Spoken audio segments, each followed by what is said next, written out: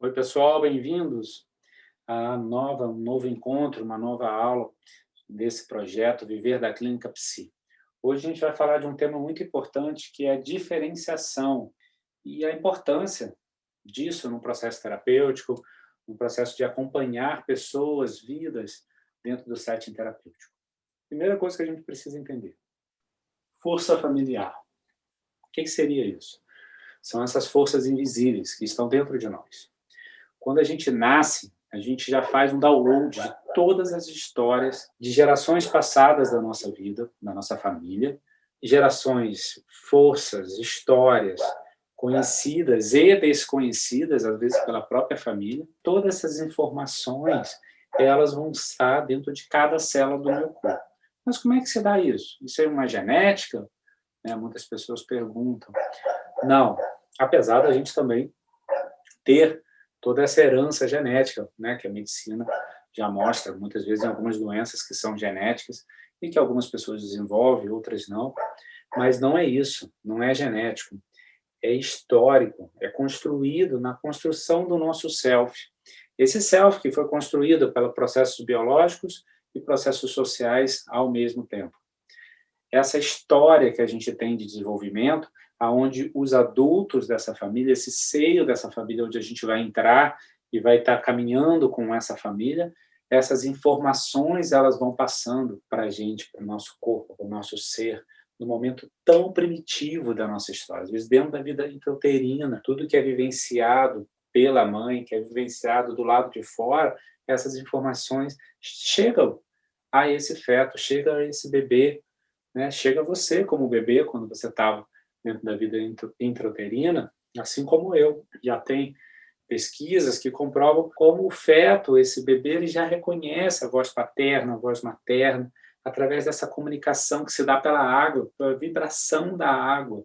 O som vibra a água dentro da vida intrauterina e essa água toca no corpinho desse feto e ele consegue perceber nessa minúcia, esse detalhe, quem está falando, qual é o tom. E isso é muito lindo, é muito belo da nossa natureza, da nossa história, e por isso mesmo, por essa força e dessa importância do precisar do outro, desse vínculo de apego, dessa dependência que nós humanos, nascemos dependente, completamente dependente de cuidados.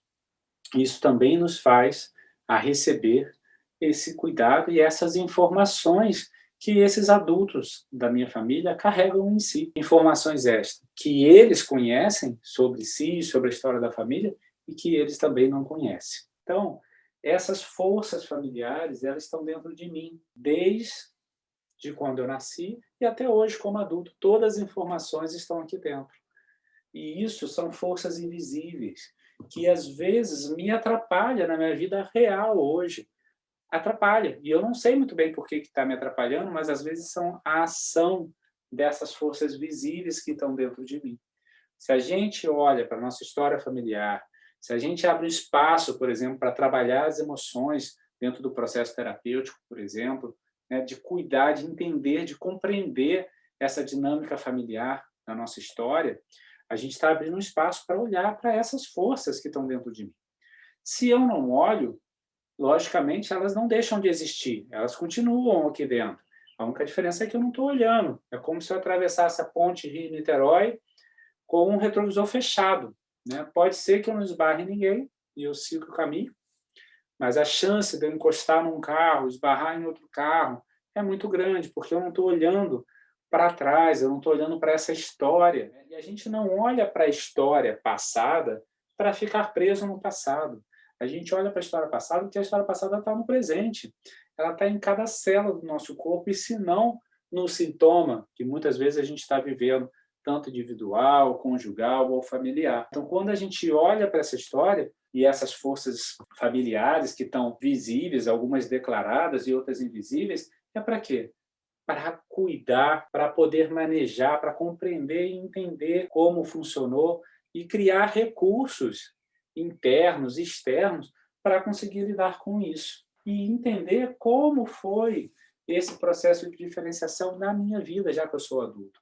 Qual o tipo de família que eu tive?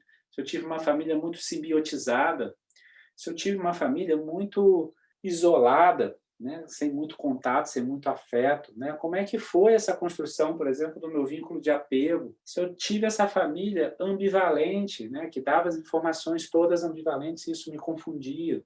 E quando eu falo família, estou falando desse espaço de cuidado, né? Que foi feito nos primeiros anos da vida e no decorrer da vida, do desenvolvimento, como a gente já conversou anteriormente, né? Então, quais são os tipos de família que eu vivenciei, que eu experimentei? Foram famílias mais rígidas, menos rígidas? Se permite essa diferenciação, se não permite essa diferenciação? Mas, Fernando, o que é a diferenciação, afinal? O que seria isso? Primeiro, entender que todos nós temos uma matriz familiar, uma teia familiar, que isso não tem quem não tenha. Você pode romper com a sua matriz familiar, mas a sua matriz familiar não rompe com você. Continua dentro de você. E tem um ditado mineiro que diz: você sai da roça, mas a roça não sai de você. Isso significa que a sua história familiar, ela não sai de você, né? Mesmo que você rompe com ela, ela está lá. Então, temos a matriz familiar, que tem a ver com a nossa história, que tem a ver com essas forças familiar. Diferenciação, separação.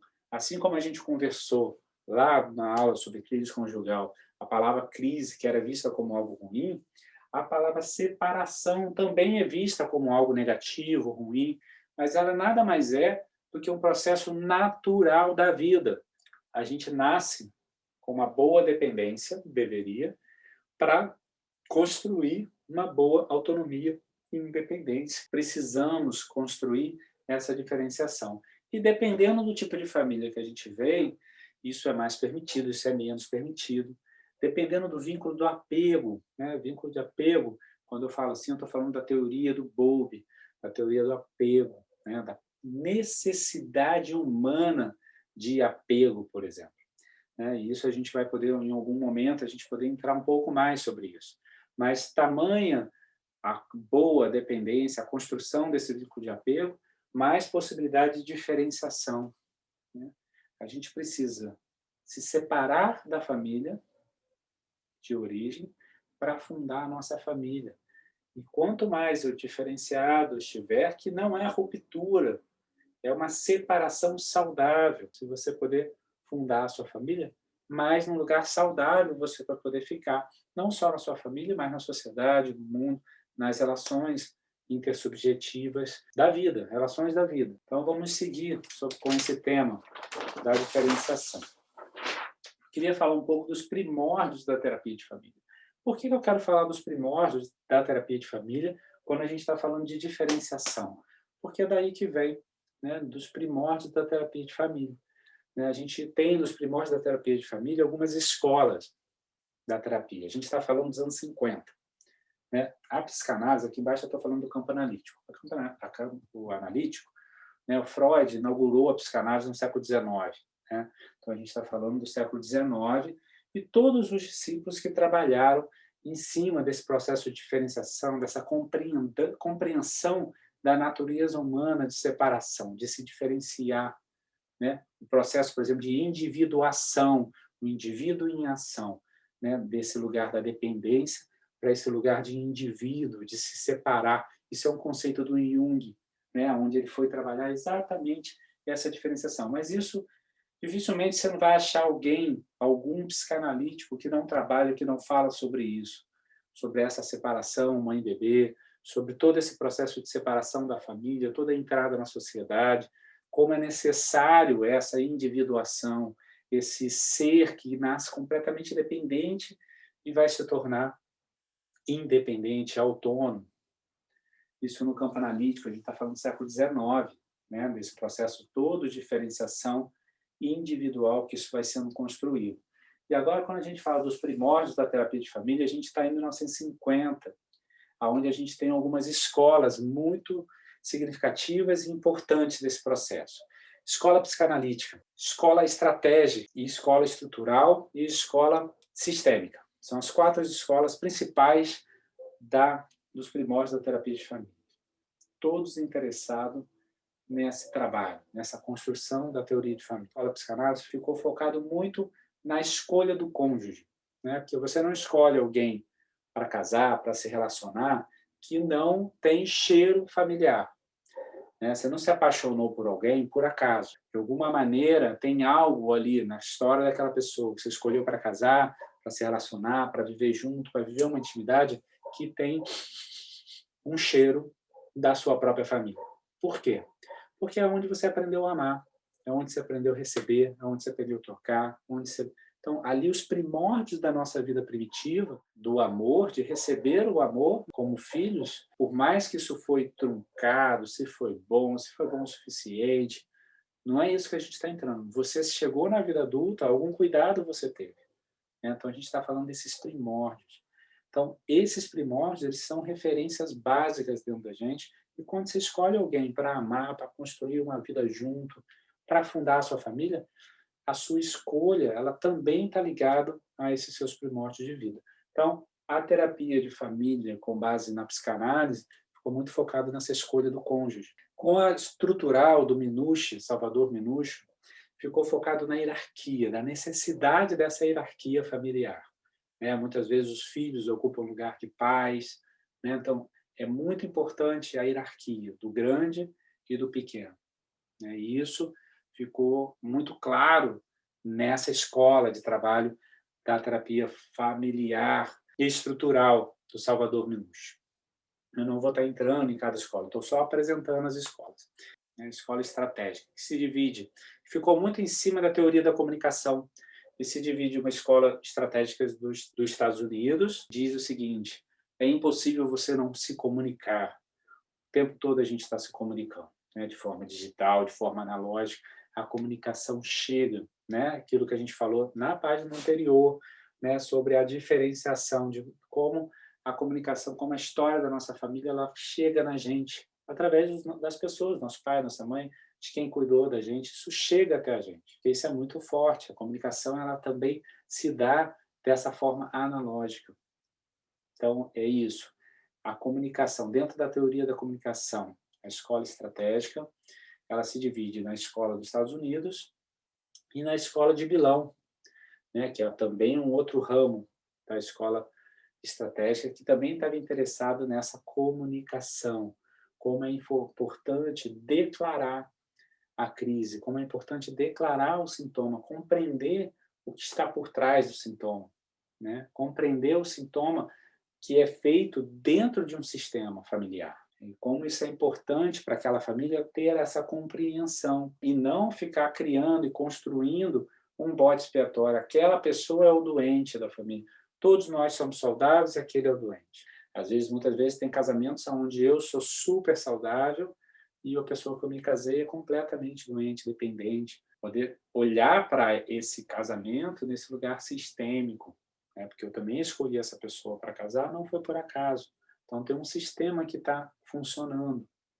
E quando eu falo sistema, um conjunto de forças familiares, visíveis e invisíveis. Então, escola psicanalítica, escola estrutural, escolas estratégicas, que se divide em Estados Unidos e na escola de Milão.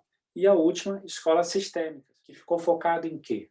Diferenciação, exatamente nesse tema que a gente está conversando aqui. Na necessidade da diferenciação, nos tipos de família que eu citei na página anterior, né? Então, essa diferenciação, como ela é importante da família de origem para fundar a nossa família.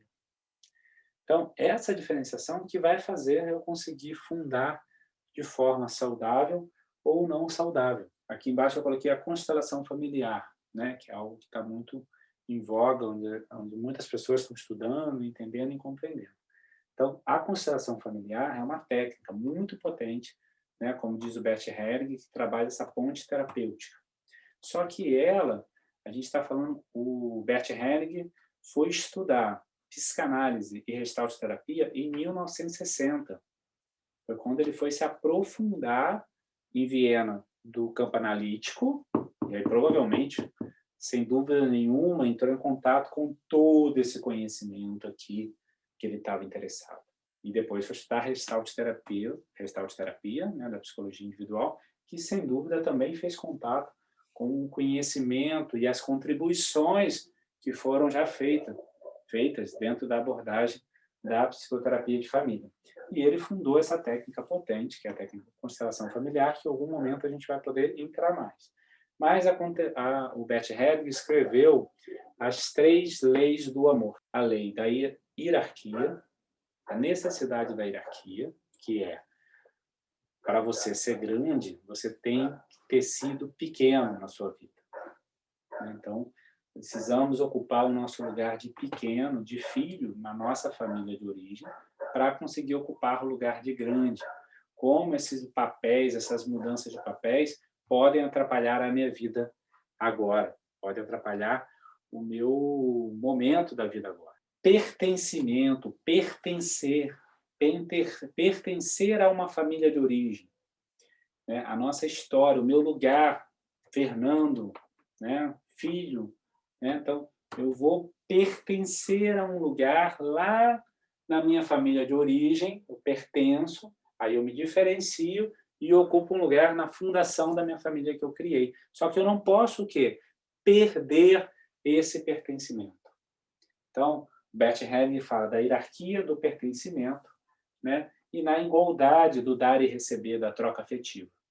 Mas aqui eu estou no pertencimento. Como esse pertencimento tem a ver com essa diferenciação, de você conseguir. Se você não tem capacidade de se diferenciar, né, isso tudo vai ficando mais confuso, né? Mais difícil vai ficando, dependendo do tipo de família que você tem. Quando ele coloca as leis do amor, é isso, né? Essa seria a regulação, né? Teoricamente, que a gente pode olhar. Mas por que essas coisas não acontecem dessa forma? Por que há os emaranhamentos, né, como o Bert Helling coloca? Exatamente porque eu preciso aprender a fazer isso, né? Construir isso.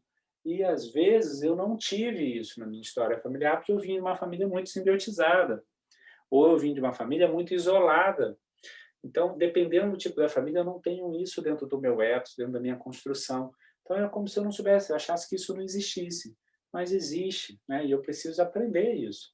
E, muitas vezes, dentro do processo terapêutico, eu vou ser informado, eu vou aprender sobre isso, e, ao mesmo tempo, eu vou poder ter a possibilidade de trabalhar esses temas e essas questões dentro da construção terapêutica.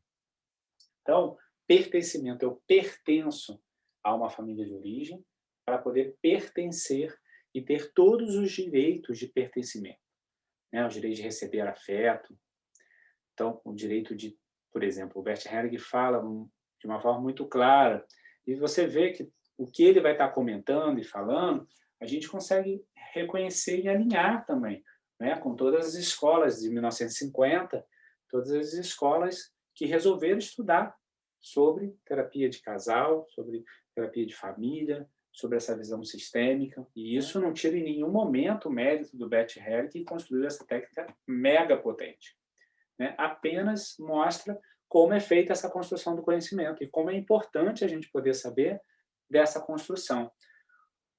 Então, o que ele coloca?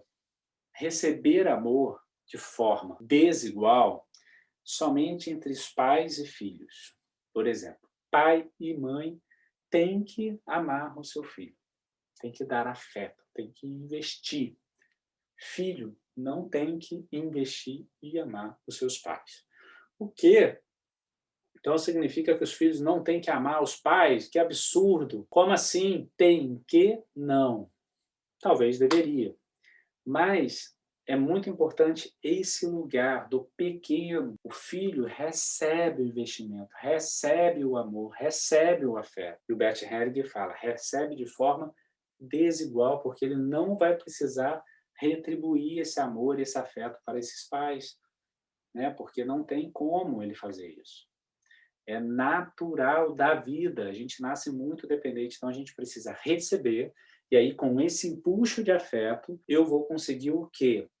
Dar, eu vou conseguir trabalhar, né? Eu vou poder, por exemplo, ir para o meu trabalho sem querer ser amado, né? Sem buscar esse reconhecimento e esse amor de ordem prioritária. Não, eu estou indo para o meu trabalho para servir, para fazer o meu trabalho, e não para poder ser amado, né? Então, e esse empuxo desse afeto, ele vai me ajudar, né, a poder servir, a ir trabalhar e a poder trocar, na vida afetiva, que aí sim vem o terceiro item. O primeiro era a hierarquia, o segundo, pertencimento, né, que são as leis do amor do Bert Helling. E o terceiro seria exatamente essa igualitária, acho que igualitária é a palavra, essa igualdade do dar e receber afeto, esse trocar de forma igual do dar e receber. Se eu dou demais e recebo de menos, está desigual a relação do cônjuge. E isso não é um lugar sistemicamente bom, e isso pode gerar sintomas. E a pessoa também pode se sentir prejudicada afetivamente. Por isso que é muito importante o dar e receber afetivamente de forma igualitária. Mas para isso ser feito, para fazer um telhado de uma casa, a gente precisa do alicerce da casa. Então a gente precisa construir esta casa. Para eu construir uma casa conjugal, um dos nossos encontros, que eu citei até o Gui Tonella, sobre aquela casa do corpo, que tinha lá o alicerce. Então, eu também preciso construir essa minha casa individual, né? E aí tem o cônjuge, está construindo a casa dele, para a gente poder construir a nossa casa junto, conjunto. E isso implica todas essas variáveis. Por isso que é muito importante a gente entender que se relacionar, amar e trabalhar, por exemplo, que o Freud colocou como indivíduo saudável, foi por acaso, porque é muito difícil. Né? Se relacionar, você pode fazer 100% e a 50%. Você não consegue fazer sozinho. E muitas vezes, como a gente chegou na vida adulta também imaturo, a gente precisa trabalhar essas forças dentro da gente. A maturidade, muitas vezes, tem muitos afetos, emoções que eu não consigo trabalhar. E aí, se eu não consigo trabalhar, muitas vezes eu corto com a minha família de origem, que é um risco, né? Que a gente vai precisar o quê? Se diferenciar para ir para o mundo. Muitas vezes a família muito simbiotizada não permite que o outro se separe, e aí esse outro precisa romper. Mas se ele rompe e vai para o mundo, muitas vezes ele vai um pouco descoberto. Depois ele acaba encontrando tudo aquilo que ele rompeu na frente, quando for casar, na escolha do cônjuge, como a escola psicanalítica se dedicou, que essa escolha do cônjuge não é por acaso. E muitas vezes eu encontro tudo aquilo na família do meu cônjuge que eu rejeitei na minha família. Porque a vida pega a gente na esquina. Por isso que é importante a gente poder olhar essas forças que a gente vai encontrar no decorrer da vida, não tem como. Ou eu vou encontrar na minha vida, ou eu vou encontrar na vida da pessoa que eu decidi viver uma vida a dois. E isso é importante demais. Muitas vezes tem casais, por exemplo, que rompeu com a família de origem, desqualifica a família de origem, e aí eu vou casar, e nesse casamento eu transformo a família do meu cônjuge em minha família de origem. Eu acabo entrando até como filho na vida da família da minha esposa, do meu marido, ou do meu cônjuge. E nesse momento que eu me torno filho também daquela outra família, substituindo, entre aspas, a minha família de origem, eu me torno irmão do meu cônjuge. E isso pode gerar uma crise conjugal, né? Porque a gente começa a ter uma relação de irmãos. E essas coisas que eu estou colocando objetivamente, claramente, elas acontecem dentro da vida das pessoas, dentro do set terapêutico. Né? E a gente trabalha com essas forças. E é muito importante essas forças ser visível, transformar essas forças invisíveis, porque muitas pessoas não têm essa consciência. E às vezes é um trabalho, porque o trabalho de informação, de aprendizado e, ao mesmo tempo, de poder trabalhar essas questões todas que estão em volta do processo terapêutico. E, às vezes, emocionalmente, eu não consigo. Eu não consigo olhar, por exemplo, para a minha família de origem. Tamanho é a minha dificuldade de se diferenciar da minha família de origem, tamanho é a minha dificuldade de olhar para essa família de origem, mais diferenciado. Né? Porque se eu falo deles, é como se eu estivesse falando de mim. É como se eu devesse uma lealdade familiar a essa família inteira. Né? E como se eu visse essa família, por exemplo, as famílias muito simbiotizadas, como se todos fossem iguais. Muitas vezes a gente fala, na nossa família isso não acontece. Né? Então, essa expressão da nossa família, então, é como se essa família fosse igual. É como se as pessoas dentro dessa família fundassem casamentos iguais. E não é verdade. Somos diferentes. E existem tipos de famílias diferentes. Então, é um desafio nosso a diferenciação. Esse processo de individuação como Jung falou muito bem no campo analítico, e todo o processo que a análise trabalha nessa separação, né, nesse lugar de poder se separar e trabalhar as questões emocionais que estão dentro de si. Muitas vezes a gente tem a informação, por exemplo, mas eu tenho uma dificuldade emocional, né? Eu tenho uma dificuldade lá no meu self, né? Uma dificuldade lá naquela construção da minha casa, lembra da casinha do corpo? E isso me impede, às vezes, de ver, de entender, de compreender. E às vezes eu entendo, mas é difícil de olhar, né? Eu fico reativo a esse olhar.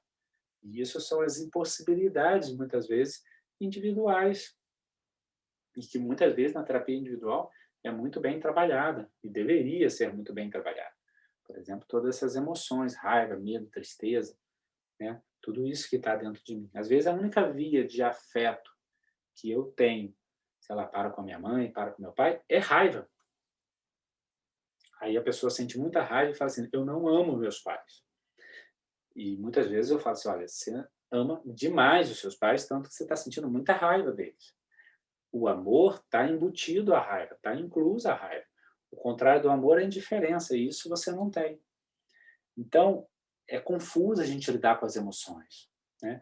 E às vezes, dependendo do tipo de família, do grau disso tudo, fica muito insuportável mesmo. E a gente precisa olhar, né, aquela mesa de som, o que é possível regular, o que não é possível. E às vezes não é possível, né? Então, vamos dar continuidade a esse tema tão importante que é a diferenciação. E por quê? Por que que você, terapeuta, psicoterapeuta, precisa olhar para isso, precisa cuidar disso, tanto na sua vida pessoal, né, como a gente falou lá nos pilares da psicologia, né, não tem como a gente não cuidar disso dentro da gente, quanto nesse cuidado com o próximo, com o outro. E agora vem uma relação terapêutica, né? Tem um paciente e tem a família do paciente, a matriz da família do paciente está dentro dele. E tem o terapeuta, e tem a família do terapeuta, a matriz dessa família também está dentro dele. E aqui acontece as relações intersubjetivas, relações transferenciais, que é quando eu consigo o projeto no meu terapeuta, o meu pai, ou meu pai que eu tive, ou meu pai que eu não tive, ou minha mãe que eu tive, ou minha mãe que eu não tive. Eu jogo essas minhas projeções infantis aqui, né? E aqui, dependendo do terapeuta, vai estar trabalhando nesses campos, né, dessas relações. Mas por que eu coloquei isso daqui? Porque nós não somos individuais só, somos individuais e coletivos ao mesmo tempo. O paciente chega sozinho no nosso consultório, mas ele nunca está sozinho. Dentro dele tem todas essas forças invisíveis. Tem as vozes invisíveis da família que fala mesmo dentro de você. Muitas vezes a gente repete coisas, quem nunca se viu repetindo coisas que às vezes até falou que nunca ia repetir na vida do pai e da mãe, né? Quem nunca se viu essas vozes aparecerem, muitas vezes através da nossa boca, ou através da boca do nosso filho, da nossa esposa, do nosso marido, a gente escutar essas vozes, que são vozes mesmo da nossa história familiar. Então, essa matriz está aqui. E o terapeuta, aqui é o paciente, né? O terapeuta precisa estar à frente nesse processo de diferenciação. À frente não significa melhor do que o seu cliente, significa à frente, né? E é muito importante, é um lugar até muito da perspectiva educacional vigotskiana, né? Que ele trabalha exatamente o conceito de zona de desenvolvimento proximal, que é essa relação intersubjetiva com alguém que sabe mais do que eu, né? Uma criança, por exemplo, que se desenvolve com outras crianças que sabem mais, uma que sabe subir na árvore, a outra que não sabe, essa que sabe subir na árvore vai estimular a que não sabe subir a subir. Então, tem aprendizados que a gente aprende sozinho e tem aprendizados que a gente aprende só com o outro, só junto com o outro. A gente vai ter também a oportunidade de conversar sobre o Vygotsky, mas eu trouxe ele porque ele traz esse lugar do aprendizado, né, com alguém que sim sabe mais, visitou alguns lugares que eu ainda não visitei e por isso pode me ajudar a subir na árvore, né? Como nesse exemplo que eu dei. Então, o terapeuta ele tem que estar trabalhando constantemente essa diferenciação familiar, tem que conhecer essa matriz familiar, né? Para quê? Para não entrar numa contra-transferência com o seu cliente, né? Que aí você vai estar ocupando lugares primitivos identificado com lugares primitivos do seu cliente, que não seria o caso, que aí também você não consegue ajudá-lo. Mas diferenciado para quê? Principalmente para ajudar esse cliente no processo de individuação, no processo da construção do ser dele, de diferenciação dessa família de origem, que está dentro de cada célula do seu cliente, que está lá dentro e que ele precisa ouvir, lidar e se diferenciar. Né? E se ele está rompido, se ele rompeu com a família de origem, é muito importante dar a informação para ele que isso não é bom. Mesmo entendendo que fez tudo o que ele podia, dentro daquilo que ele tinha, ele vai precisar construir pontes de ligação, né, para romper. Mesmo que essas pontes sejam internas, sejam no coração dele, sejam somente internas. Às vezes, na vida real, não é possível mesmo. Né? Tem pessoas que têm uma história familiar de muita violência, né? Com pais violentos, mães violentas. Às vezes é impossível mesmo contato. Né? Mas mesmo quando é impossível contato, eu preciso construir esses elos dentro do meu coração. Para quê? Para eu conseguir ficar inteiro e lidar com essas forças familiares que estão aqui dentro. Né? E não fazer da minha vida, hoje, uma aliança, né? Uma lealdade a essa família, e muitas vezes repetir todos os padrões emocionais do meu pai, da minha mãe, que eles viveram na vida. Por que a gente repete os padrões emocionais? Por amor, por afeto. Né? Muitas vezes eu vou viver exatamente o que a minha mãe viveu, o que meu pai viveu. Às vezes salve algumas diferenças, mas porque eu ocupo um pouco esse lugar, essa experiência, eu vivo um pouco essa experiência, ou que meu pai viveu, ou que minha mãe viveu, e isso vai me ajudar o quê? A me ligar a ele. Aonde? No meu coração, porque eu vou ter vivido exatamente o que ele viveu. Às vezes eu vou viver o que ele viveu e eu condenei dele ter vivido. Né? E agora eu consegui, vivendo na minha vida isso, eu consegui conectar-se com ele e, ao mesmo tempo, compreendê-lo e estar aqui. E esse processo que parece fácil de falar, mas é difícil de fazer. Né? E nem sempre a gente consegue fazer isso sozinho, eu diria. Quase nunca a gente consegue fazer isso sozinho. A gente consegue fazer num relacionamento, numa relação, né? Intersubjetiva e também transferencial, porque toda relação ela é intersubjetiva e transferencial. E quando você vai buscar um processo terapêutico, alguém vai te buscar no consultório e ele vai buscar para ser trabalhado nessas duas relações ao ponto de eu conseguir o quê? Me desenvolver. Né? Se eu tiver com um sintoma, diminuir o meu sintoma. Né? Nesse processo de construção. Né? Então, não é a cura. Né? A grande discussão, por exemplo, da psicanálise, né, de não ser uma psicoterapia ou de ser uma psicoterapia, era toda em cima do processo de curar, né, curar o seu cliente, porque a cura ela é vista como uma adaptação. Né? Por exemplo, na escola francesa, lacaniana, de psicanálise, era uma grande discussão disso, né? Porque todos os movimentos sociais que estavam acontecendo na época era de não se adaptar ao sistema. Né? E a cura significava pegar o sujeito e se adaptar ao sistema. Né? E por isso que tem essa repulsa, muitas vezes, de uma ala dentro da psicanálise de não ser um processo psicoterapêutico. Né? A ala é de não trazer o cliente à cura. Né?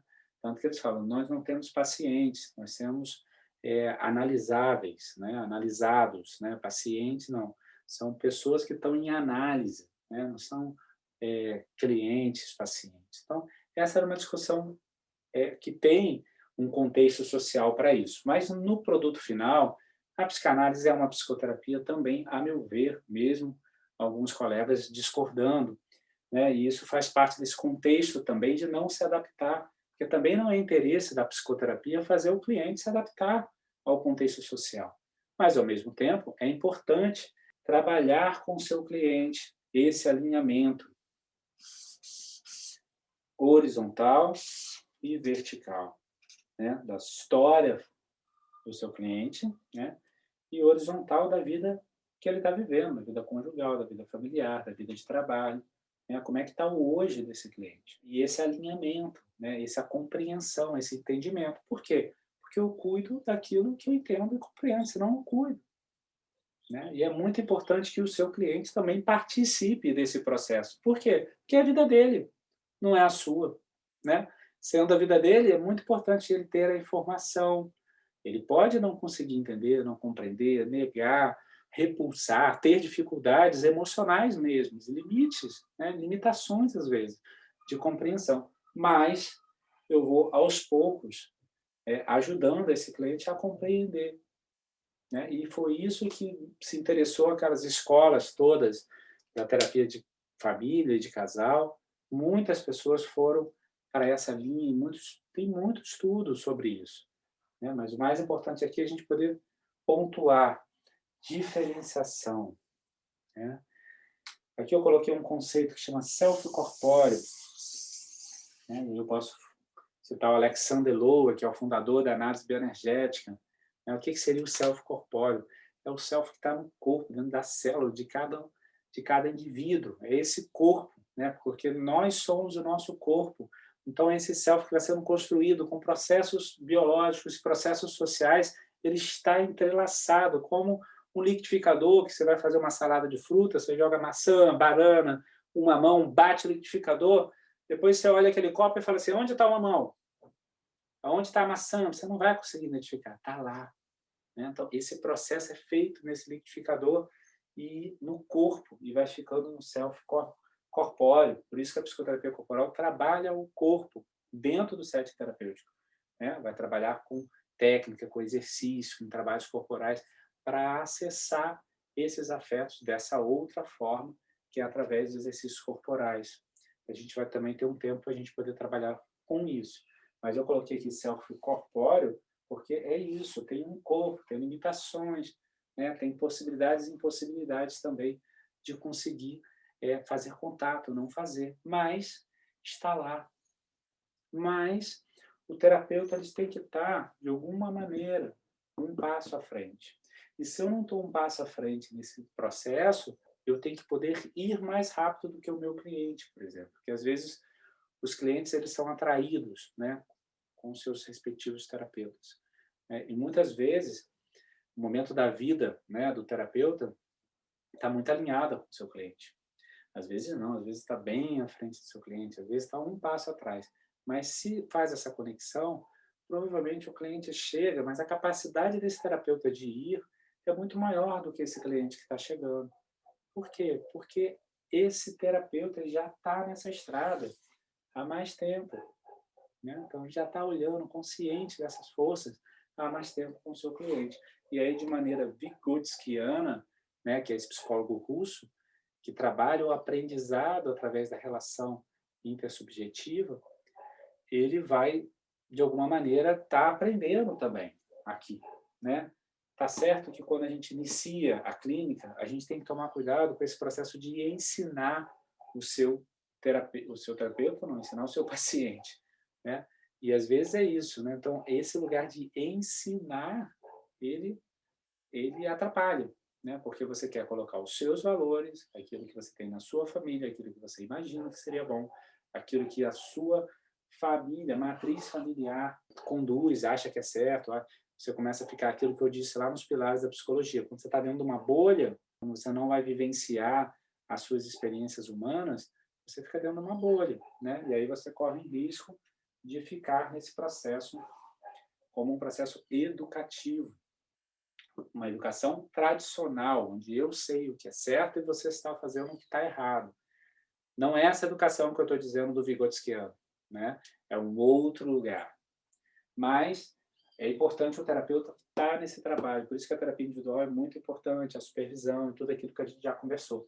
Por quê? Para poder entrar num processo também de aprendizado, de troca de informação, que não seja essa educação tradicional, mas essa educação mais vigotskiana nesse sentido dessa troca. Porque toda relação intersubjetiva existe um aprendizado, né? Outro risco também é do terapeuta, por exemplo, quando a gente vai trabalhar as questões afetivas, daquilo que faltou para o cliente, as referências afetivas, muitas vezes de afeto, de amor, né, de troca, de respeito, de cuidado. Sempre lembrar que eu não sou o pai e a mãe desse cliente. O terapeuta não é o pai e a mãe do cliente. O terapeuta não pode desqualificar a família do cliente. Eu preciso o quê? Trabalhar essa família, mesmo que ela seja dura, mesmo que ela não seja boa, mesmo que ela tenha prejudicado muito o meu cliente, esta família é muito importante para esse cliente poder ir, né?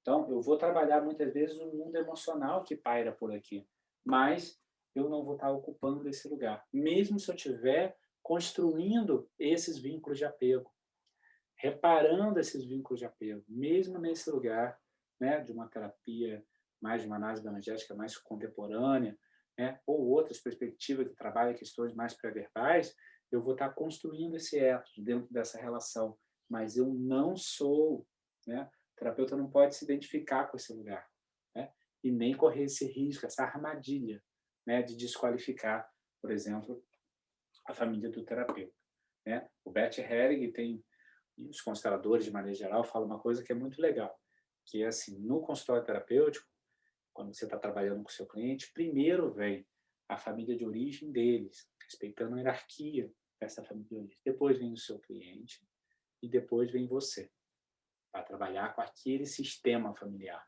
Naquele sistema familiar do seu cliente, você é o último, né? Por quê?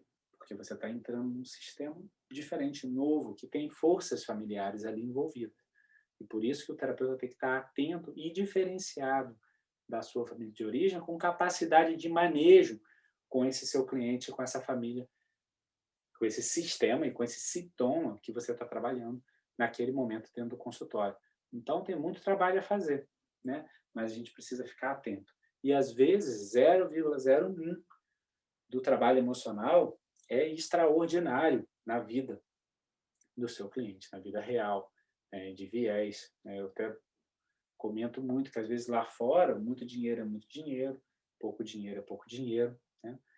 Mas no mundo emocional, 0,01 faz muito barulho na nossa vida, né? Esse entendimento, essa compreensão, essa possibilidade de trabalhar, né, essas questões tão primitivas, emocionais, e que estavam todas num ponto cego da história social, da construção dessa realidade da nossa própria família e nossa também. Então, é muito potente o trabalho terapêutico, psicoterapêutico. É um trabalho que ajuda muitas pessoas, e com muita possibilidade mesmo, com muita ferramenta, metodologias, técnicas, para se trabalhar com o mundo emocional. Eu sou completamente apaixonado, assim como outros colegas também, por esse trabalho, exatamente por isso, porque ele é muito potente. E você, terapeuta, psicoterapeuta, que está iniciando esse trabalho, você tem que poder estar atento a isso, né? E experimentar esse trabalho também na sua própria vida. Bom, com isso eu finalizo, né, o nosso tema de hoje, que foi diferenciação, a gente poder conversar um pouquinho sobre esse conceito e também sobre esse processo na prática dessa diferenciação, tanto na vida do seu cliente, quanto na vida do terapeuta, quanto na relação terapêutica. Um grande abraço, a gente se vê no próximo encontro, na nossa próxima aula. Um prazer estar aqui com vocês. Tchau, tchau.